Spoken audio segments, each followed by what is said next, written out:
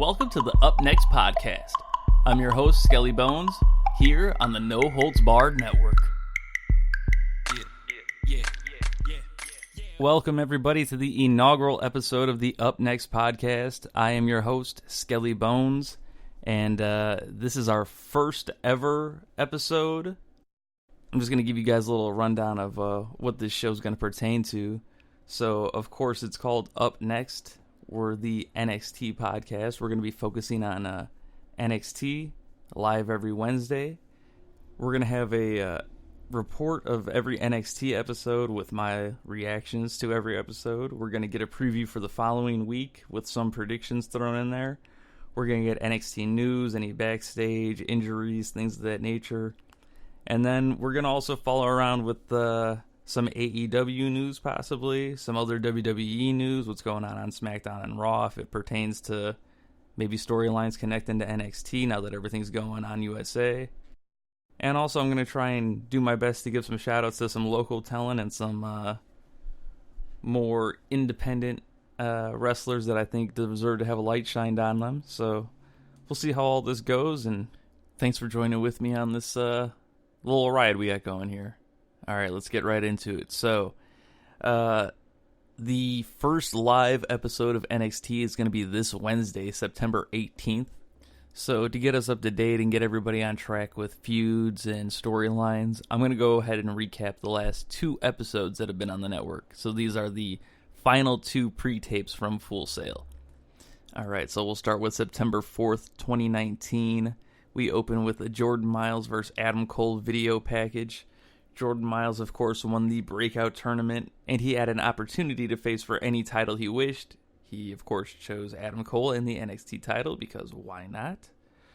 So I'm pretty sure they were going to have a good match. All right, the first match up of the night, we have Breezango versus Chase Parker and Matt Martell. Breezango came out as their fashion police gimmick, and they had new music, which was nice. It's kind of tired of hearing the mashup of Tyler Breeze and Fandango. It's just, give them their own music. That's much better. Parker and Martell were basically doing their best friends gimmick imitation, where I believe they said they were cousins, but hugging each other throughout their entrance and whatnot. It was pretty entertaining. I was pleased with this match. The crowd popped pretty decent for Fandango and Breeze returning. They're liked by the crowd. Other than that, the match didn't have a whole lot going on to it. It was a glorified squash. You got Fandango, got the hot tag. He's able to hit their finisher. I'm just happy to see that Fandango's not doing a top rope leg drop anymore, because that was going to ruin him. Hopefully this, leads to more. You can easily see Breezango as if they treat him properly, they can be a very decent tag team. And even these Martell and, who's the other guy? Parker. I could see them as a decent, let them be a little goofy heel squash team. I'd like to see them get squashed a couple more times. So, overall, good stuff. Then what do we have? We went to an outside interview with Jordan Myles, and he had Keith Lee and Jordan Myles were walking up, and they were interrupted by Kathy Kelly. I felt like there was a kind of a weird moment where Keith Lee said something to Myles, where he said, "You only been here a couple of months and you're getting an opportunity like this." And he was being a face. Like, he wasn't trying to be a heel at all. I don't know. It seems subtle to me, but it could have just been bad writing. Who knows? But I could see Keith Lee turning heel. I would like to see that. Just have him just massacre everybody. But again, speculation. Who knows? I'm just taking one line out of context, possibly. And then we get a shot of Io Shirai beating the shit out of Candice LeRae in the parking lot. That was special. And then we go to a Cameron Grimes pre-tape. Cameron Grimes appeared to be standing in the back of a series of trailers, like shipping trailers, in a Crocodile Dundee outfit. Got serious, like, Crocodile Dundee Leonard Skinner vibes from this promo. And it was a decent promo, nothing spectacular. Basically, just, he's upset that he lost and he wants to win, which makes sense. So we'll see where he goes from there. I do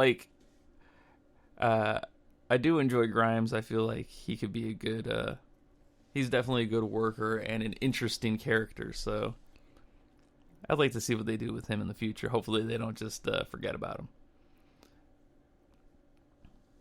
Next up, we have a Velveteen Dream versus Kona Reeves. And again, Kona Reeves is just charisma vacuum. I don't know. I don't have much to say about this. I love the Dream. People. I don't even need to talk about the Velveteen Dream. People love him. They know that he's got it. He's special. His technical aspects may not be all there yet, but in terms of promo and just pure athleticism, the guy's got it. Kona Reeves, on the other hand, is like the inverse of Velveteen Dream, where he's almost running the similar gimmick where, he's the finest, but nothing about him is really good at all. Kona's had like 7 different gear changes since I've seen him when he debuted as a like babyface jobber in 2016 or whenever I think I first saw him. He's probably been there longer than that. But, whatever.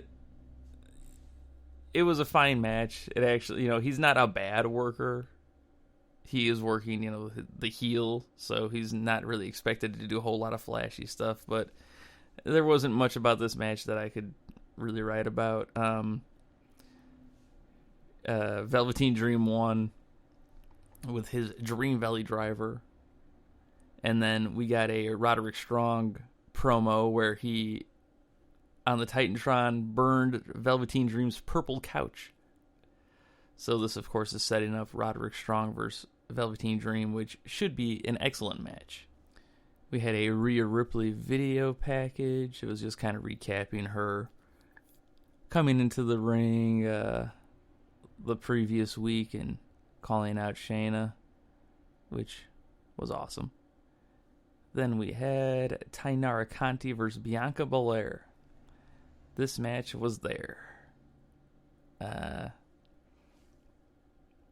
I like Bianca Belair. I really was a huge fan of her when she was getting pushed a couple months back and when she had her shot against Shayna, though some may say her match wasn't really all that spectacular. I just see a lot in Bianca Belair. And Tainara Conti was fine. She's another one she's not very long, but she hasn't really done anything to impress me yet. Again, the match was fine. It was passable. There was nothing. I wouldn't call it great, but I wouldn't go out of my way to watch it again. Bianca won with her KOD, which is like a Falcon Arrow, reverse Falcon Arrow, almost burning hammer type thing. And after that match, we got our main event, Jordan Miles versus Adam Cole. And this was a really good match, just a back and forth, you got two guys that can go and you let them go and they can do some cool stuff. It was a bit long in my opinion. It was a little bit dead at points. Maybe they're just not quite as familiar with Miles yet, though he was over, but not as over as Cole was, who as the heel, that dynamic doesn't work all the time. You kind of want to have a really big baby face, which is why Cole and Gargano worked so well together, I feel. They had a pretty good back and forth match. You had Cole getting the heat for most of it. You had a couple of hope spots with Miles. He had some nice dives and flips in there. His dolphin dive is pretty spectacular. I do enjoy that. And let's see, how did we end it up? We got Cole ended up hitting 2 super kicks and a last shot to the back of the head to get the 1-2-3 there. And it was a good match. You know, Cole is still your NXT champion, and that takes us into the September 11th, 2019 episode of NXT. Opens with Rhea Ripley entering the building, just kind of getting out of her black car and getting into the building. So then our first match, we have Damian Priest versus Boa. Damian Priest, former Ring of Honor Punishment Martinez. Pretty over. Not a bad match. Both him and Boa had a pretty good little back and forth. Priest won with a cyclone kick and the reckoning, which is like the roll the dice, I guess, if you want to call it that. Not a bad match. Crowd was meh. And that leads us into a Velveteen Dream and Roderick Strong video package, which is, of course, building up their match that they're going to have on Wednesday on the inaugural live episode of NXT on USA, which should be a good match. And you figure they're going to, debut on USA. They're going to put their best foot forward. They're probably going to let these guys go wild. I'm hoping, at least. It should be a good match. And then after that, we had Johnny Gargano came out to address his future in NXT. And Johnny came out into the ring, got a standing ovation, got a Johnny Wrestling chant for about 5 minutes straight. The crowd was going nuts. Johnny, of course, by far the most over person on the roster. Maybe only Adam Cole behind him. And just this guy is like the purest baby face that any WWE property has ever produced since probably Daniel Bryan. He talks about he loves the crowd, he loves NXT, all the things that things he loves and he has a passion for. And before he can get to the point of his speech, he's interrupted by Shane Thorne. Of course, the evil Australian Shane Thorne from former TM61 fame. And Shane comes out, basically, calls out Johnny for overstaying his welcome, which, of course, is ludicrous because he just got a standing ovation for like 10 minutes. Johnny ended up super kicking him in the face, laying him out, and then that was about it. And also saying that he was going to stay in NXT. Sorry. I really hope that this was just a one-off thing for Shane Thorne. I don't see Gargano and Thorne being a feud I'm really interested in. I feel like they'd probably have a decent match. It's not that Thorne is a bad worker, but he's nothing impressive to me, and is he's done nothing to lead me to think that he would put on anything more than okay. But again, we'll see what they do with this. I mean, he did lay him out. They could be working him into something new. Who knows what's going to happen when they debut on USA. So we'll see. But for the future, it looks like Johnny's staying in NXT. All right, then we got a Forgotten Sons promo package where they said they were going to put on a vulgar display of savagery. So I'm sure that'll lead to nothing. The Forgotten Sons, of course, a group of three dudes that are all kind of jacked that don't do a whole lot of nothing. Then we had Pete Dunne versus Angel Garza. You had Garza playing the role of the cocky heel with the tearaway pants. Nigel McGuinness kind of going on about his dimples and his smile. Angel Garza, the cousin of Humberto Carrillo, who has been on NXT and 205 Live as of late, and actually made quite a bit of a name in the short time he's been there. Dunne got most of the heat for this. He pretty much came out and was controlling Garza with submissions and arm bars and different chain wrestling.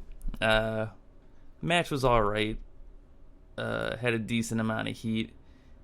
It kind of took a weird turn towards the end there, where there was a weird spot where Dunne hit multiple slaps that, though I'm sure they were painful, just did not look good. I don't know. It came across like kind of sloppy. Then again, into the finish, which was Garza was going for a moonsault off the ropes. Dunne countered it into a triangle armbar and then snapped the fingers for the submission win. Overall, okay match. Like I said, the end kind of got a little sloppy there, but not bad. Dunne gets the win. Garza looked okay. And from there, we go to Rhea Ripley and Shayna backstage, just kind of stretching out, getting ready for their match, which will be coming up shortly. And to the Street Profits in Central Park. They're cut a promo talking about how they were going to win back the tag titles on the first episode. That would be the first live episode on USA. The Street Profits are not my cup of tea. I feel like they can talk all right. Montez Ford is athletic enough, but I don't know. I never got much of the hype with them. They're an okay team. We'll see what happens.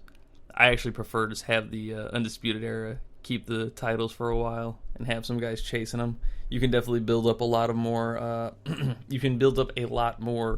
babyface teams chasing the Undisputed Era, I think, than having someone like Street Profits hold it and then just drop it and look like a bunch of goofs. Then we had Raul Mendoza versus Cameron Grimes. Cameron Grimes, former Trevor Lee. Side note before I start talking about the match, and this is not just for these two wrestlers in general, but the music for everybody on NXT kind of sucks. Like, there's nothing standoutish. There's nothing, I don't know. Every song kind of sounds sort of the same. I mean, Grimes is a little bit grungier, I guess, or whatever you want to call it, but they're just so simple and generic. It's like we kind of pretty much entered like, WWE 2K creation mode with like generic entrance music 1, 2, 3. That's all we're getting now. I don't know. That just kind of upsets me. I feel like maybe they'll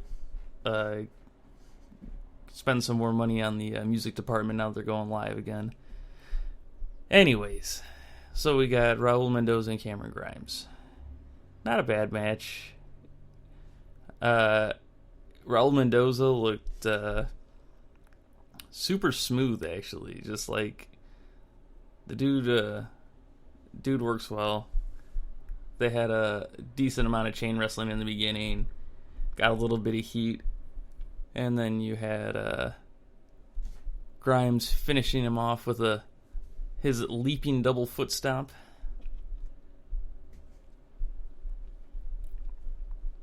Again, I said the last episode, Grimes had a promo, and I was hoping they'd do stuff with him, so he's getting the win. It looks like they're trying to push him, so we'll see what they can do. Obviously, he has talent, and I think I'd like to see him maybe in a North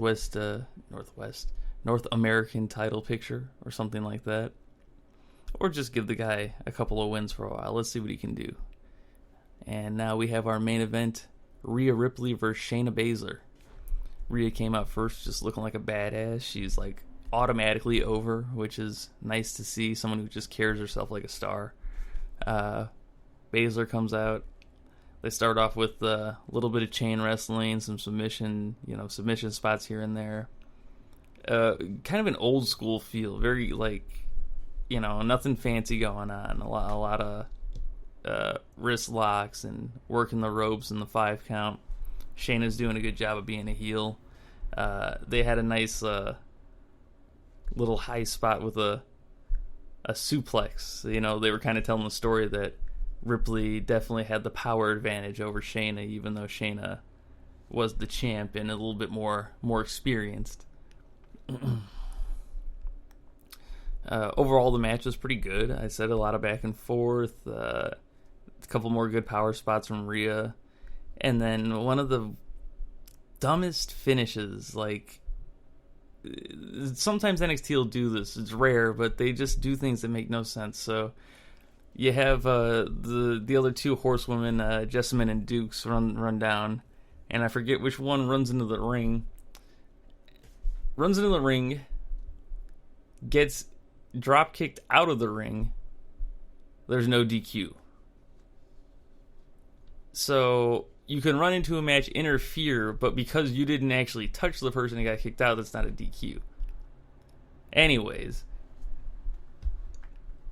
then I believe Jessamine or Duke, the other one, gives Baszler a chair.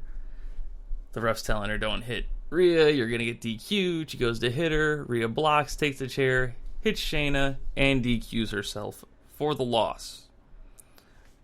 Then, of course, they announce that Shayna Baszler wins via DQ, and everyone is shocked and boos because they're idiots, and this always happens. Change the belt with it going... Well, they could have changed it. Who knows what they were doing. You didn't want to change it. There's other ways you could have protected her. I just feel like this was a goofy finish to an otherwise okay match. There. We'll see if they put her in that 5-way now. Old Mr. Regal decided on. Okay, and then we get the Undisputed Era little stinger at the end here. It's like their little NWO commercial. I like this. Basically just, saying they will be dripping in gold again. They're going to have all the gold. You have O'Reilly and Fish with the tag champs. Cole has the NXT title, and of course Roderick Strong will be facing Velveteen Dream for the North American title this Wednesday, the 18th. Strong had my favorite line where he said, "I hate that couch, and I hate you, Velveteen Dream." Just, made me chuckle. I enjoy heel Roderick Strong so much more than face Roderick Strong. Overall, pretty good NXT, and I'm excited to see where they go when the live show starts.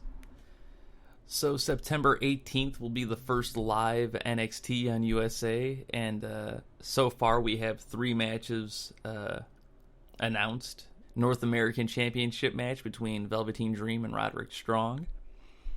There's the women's 4-way for the number 1 contender.